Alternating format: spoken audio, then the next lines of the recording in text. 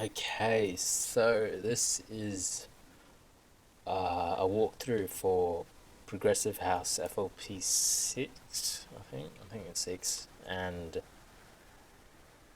yeah, I'll just be explaining how I do the mixing and how I do certain things, explaining why I automate things and all that. Hopefully it's not too complicated. I don't think that total beginners will understand much, but yeah, so I'll start with the drop first because that's what everyone is here for. Actually, I'll just play it all first. I turned down the master because it's messing with my recording, so hopefully that's right.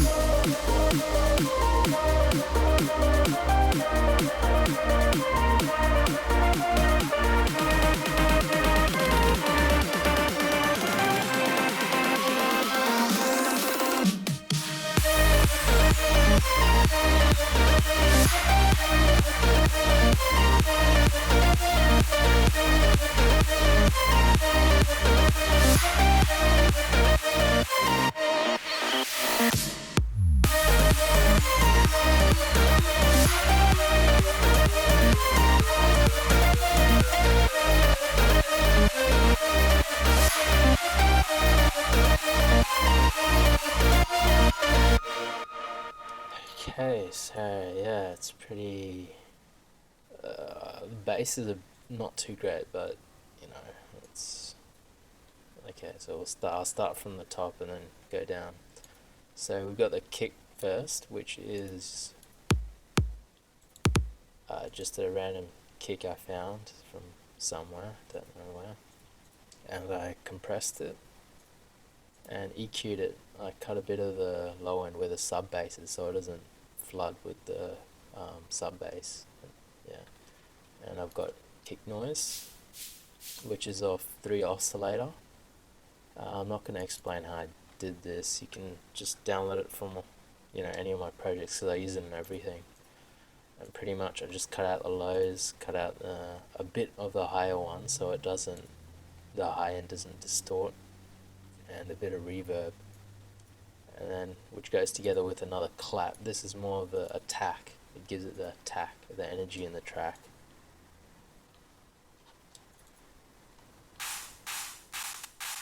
Yeah, I boosted the high end a bit, cut out most of the low ends, and yeah. Alright, so we got this attack hat. This gives more attack to the main melody, and it's pretty much in the same keys as the melody. Actually, I'll show you.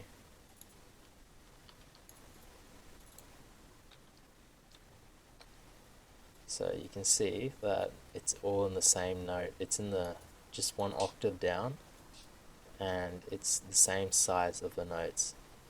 See? And yeah, it just pretty much gives that attack.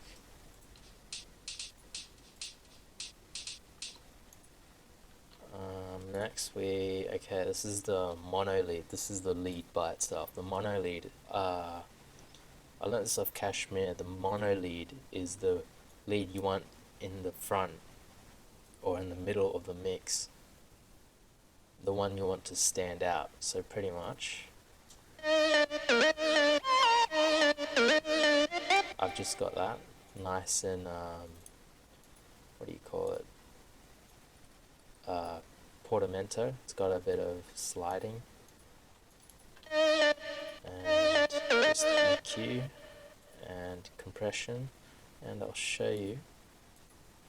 Imager, Ozone Imager is so helpful for stereo work. So you can see that it plays in the middle of the mix, but normally it's really stereo, it's really spread out everywhere. And so pretty much what you want is all the other leads, like the saws and the big super saws, is you want it around it. so it fills up the whole spectrum. I'll actually show you. These are all the leads together, minus the mono lead.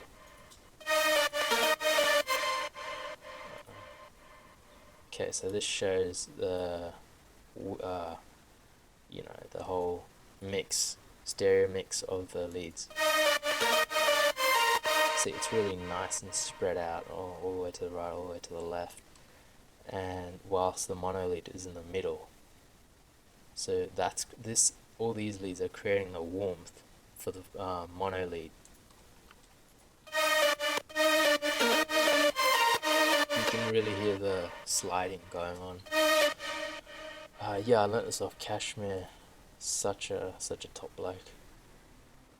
So I'll go through the leads. This is just a preset I found.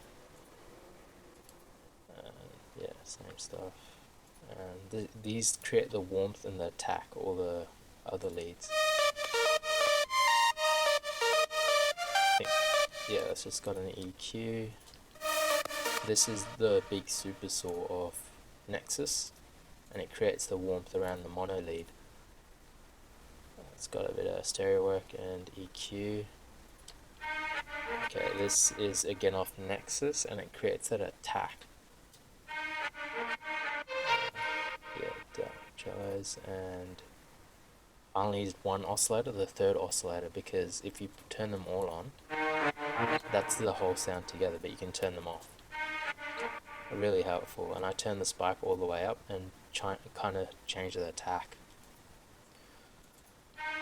And that just has an EQ. Push the mid-highs a bit. This is for the attack and a bit of the warmth, the big saw. I really like the attack of this sound. And the last one is a guitar, because I wanted that real small guitar feeling again with Nexus, only with one of the oscillators. And together that creates that.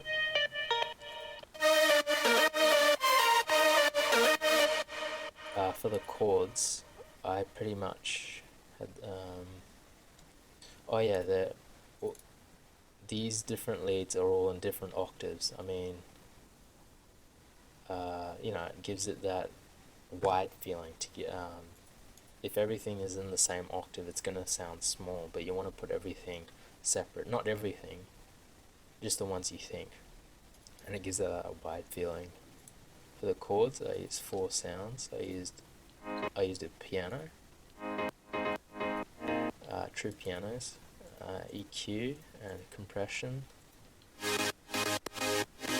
random saw sound, same stuff really. A bit of a lower saw, kept the deeper sound, somewhat deeper. Same thing. Yeah, and this one, yeah, same thing. And together that's I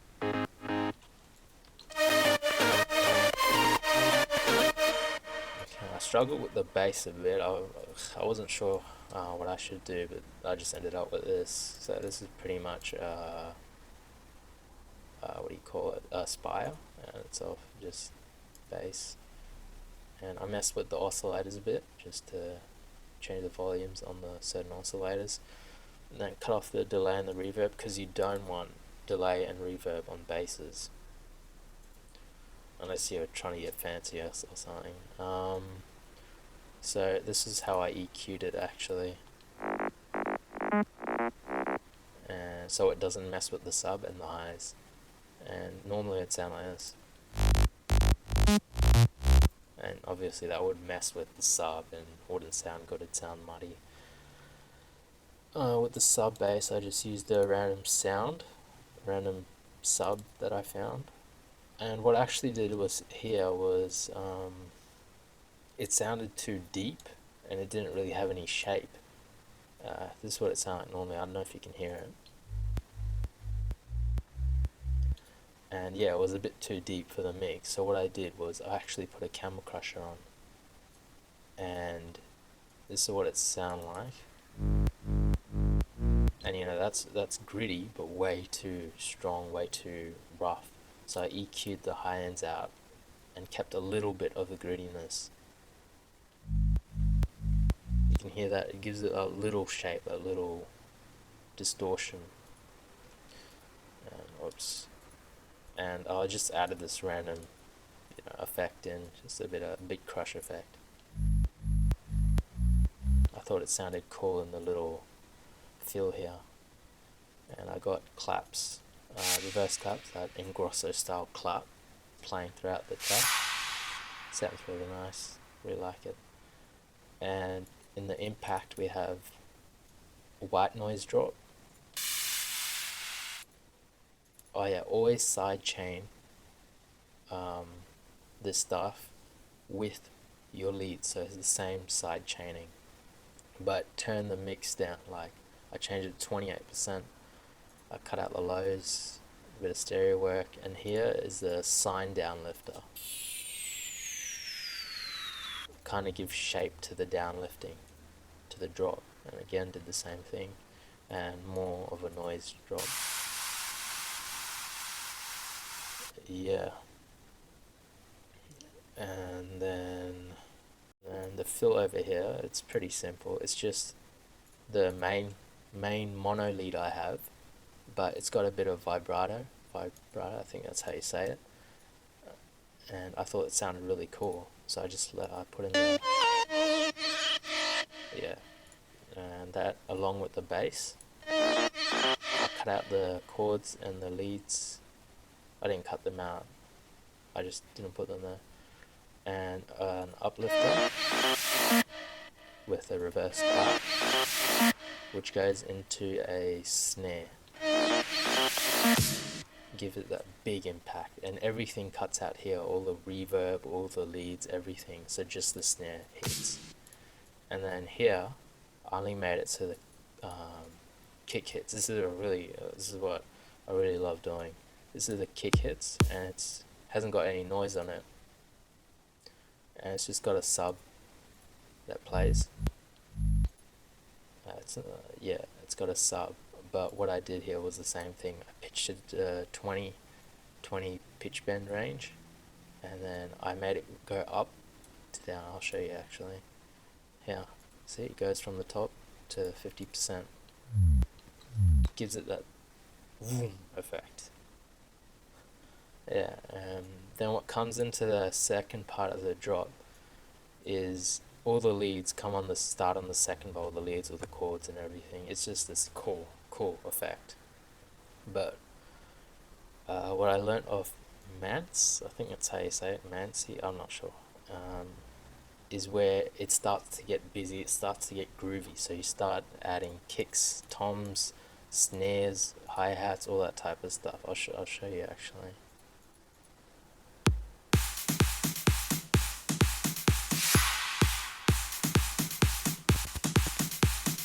Yeah. So all these toms, all these hi-hats are supporting the lead. They're not going against it. And it adds that groove, adds that, you know, difference. You know, it gives it that energy.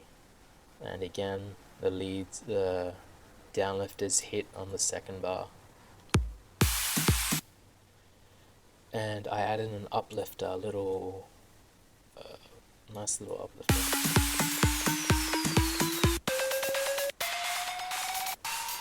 Yep.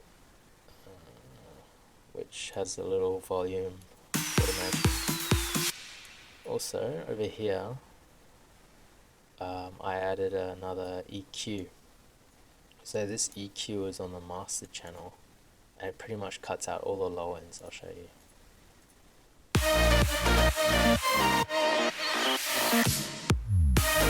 Yeah, it pretty much cuts out all the low ends because I want the impact of the second part of the drop to be big again. I want to get that boom, that nice feeling. So that's the drop, I'm pretty sure. What else can I explain? This is the toms, cut the lows, put that up a bit, put the highs up a bit, and the hi-hats. hi-hats are really fun to mess with because you want to get that groovy, you want to get that groove sound. Yeah, I just love messing around. Oh, also in the second part I added a light lead, which is like goes over all the other leads and chords and stuff, and adds that little bit of emotion. And it's just got EQ, simple EQ, and sidechain with the mix cut to 20%. And again, it's supporting all the things, all the leads. It's in the same key, but just changes every now and then.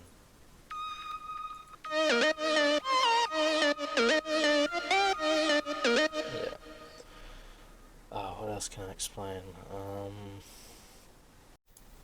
So I'll explain the build up now. It starts off with three different claps just to give it that warmth. You know, layering fills up the whole spectrum. It gives it the warmth. So over here, first clap, I've actually panned all the way to the right earphone. You can see it in the mixer channel right here. See, it's playing more in the right, sorry. And in the mixer, it's just got a bit of stereo work, reverb, and a filter. On the other hand, we've got another clap playing, but that's panned all the way to the left. You can see here. Obviously, it's going to sound weird. You know, you don't want it by itself, so that's why you put them together, and it levels it out. And then the final clap is kind of like to glue them together and give that little bit of attack.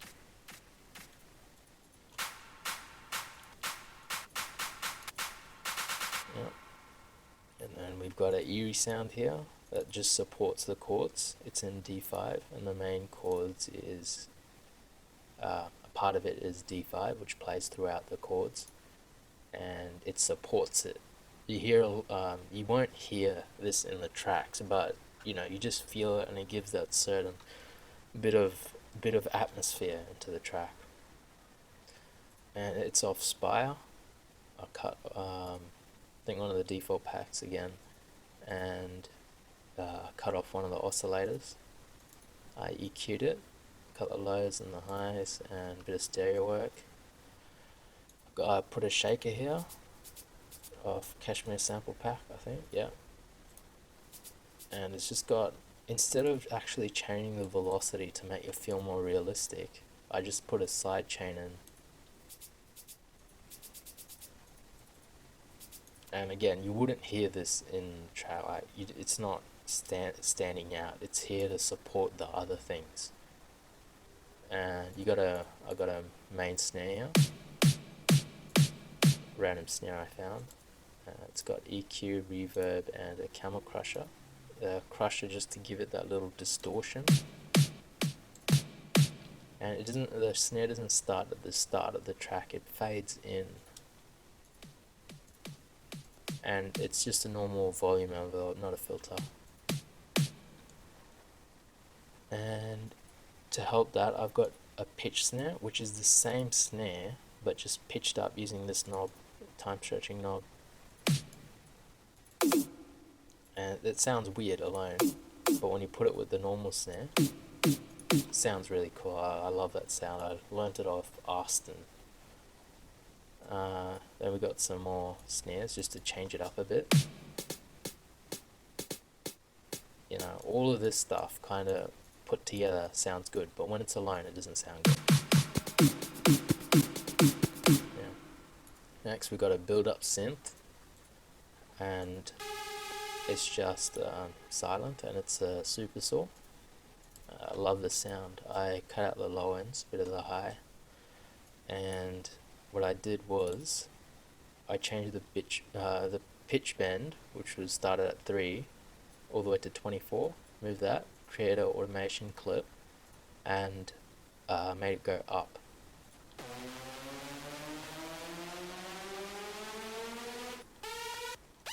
Yeah, I love that sound. It sounds so nice. The start sounds so gritty. It goes really good with the downlifter. And to create more atmosphere, I've got a guitar.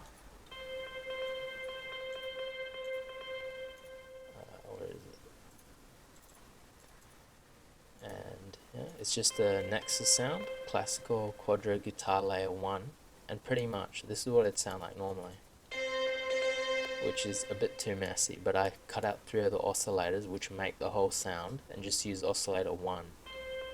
And it's that really nice guitar, nice and soft. It's a lot of reverb, a lot of delay, and EQ and stereo work. Again, this creates that atmosphere with the eeriness. You hear it in a lot of Tom Swoon tracks. Sounds really nice. And then there's the start leads which fade in. Where's the drum? Yeah, that one. It slowly fades in, but I'm not playing all the leads. I'm only playing the saw and the guitar lead to give it that little attack. Also playing some chords just off Nexus, I think. Oh no. Oh yeah, this was a random sound I made from random sound I made saw sound with EQ and LFO tool to give it that sidechain, and intro bass, which I got off Nexus again. I used a lot of Nexus for this, which is DNB sign, and I didn't change any oscillators.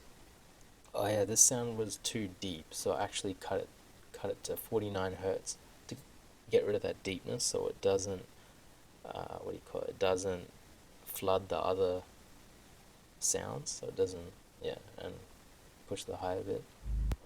And it sounds pretty bad, but when it changes the note, it gives it that emotion. That's why I put long notes here. And then when the build up starts, it starts to get busy. Everything starts to play. I've got an impact.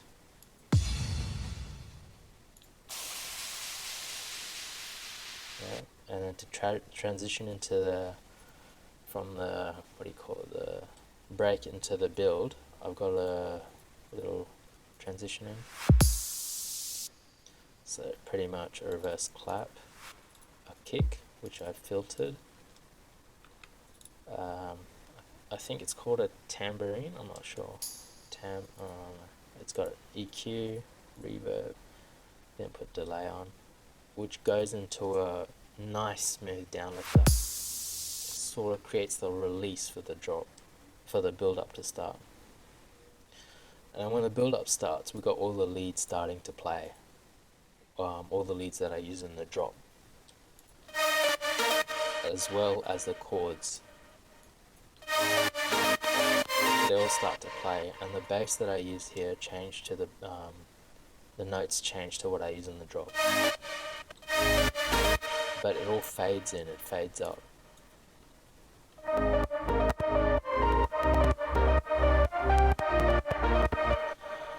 Yeah, to create that suspense, I guess, to create that emotion. I don't know. I've got a bunch of effects here.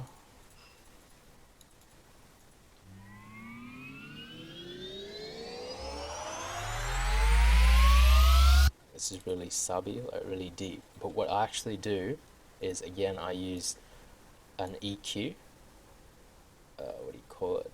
high pass filter with the,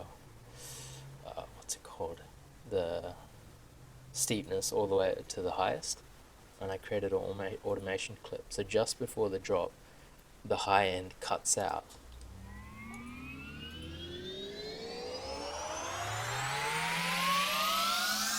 Yeah, because the drop is the release. You want everything to come together and you want it to hit hard. So you cut out all the bass. Kind of what DJs do, they cut out the bass when they're transitioning.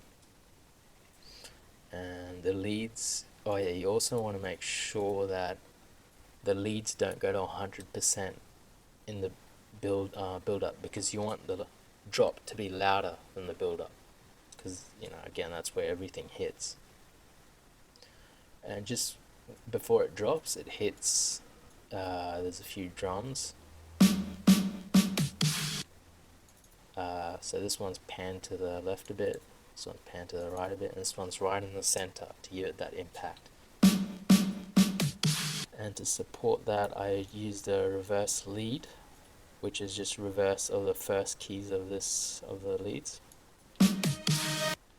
Yeah, and yeah, you want to make sure that when it's about to hit, everything goes silent, like the leads, the chords, the eeriness, the snares, everything goes quiet, unless it's connected.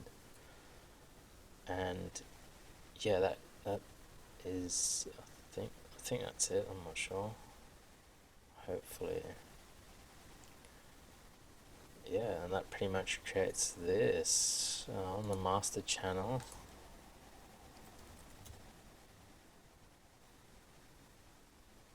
On the master channel, I've got isotope, which I always just put there.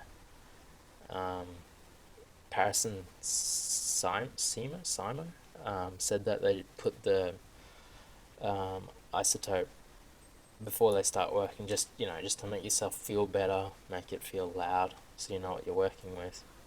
And I always make sure that the limiter is on default so it doesn't boost the gain. What else? Oh yeah, all the leads are linked to one send track, which is send bus, which has the side chaining, which has the filter for the build-up. Got a bit of compression, and just to look at imaging. Same with the chords, linked to number 2, side chain, pretty what's it called, filter and compression. Oh yeah, I forgot to explain that. Usually, you want the leads less side change. So I used free punch here. It's a lot less powerful on the leads, but on the chords and the bass you want to use the same, but you want to make it a bit harsher. So I use LFO tool, and I sidechain it halfway. Sidechain the sub bass halfway as well. So it's pretty much just that. Yeah. And yeah. Okay. I think that's it.